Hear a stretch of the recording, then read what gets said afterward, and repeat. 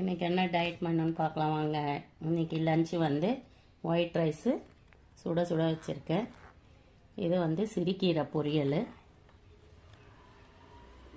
இது வந்து சவு துவரம்பருப்பு போட்டு கூட்டு மாதிரி பண்ணியிருக்கிறேன். கொஞ்சமாக ஏன்னா ப்ரோட்டீன் நிறைய வேணும் இல்லைங்களா, அதனால் எண்ணி சாப்பிட்றவங்களா இருந்தால் ப்ரோட்டீன் நிறைய கிடைக்கும். வெஜிடேரியனில் கம்மியாக தான் கிடைக்கும்.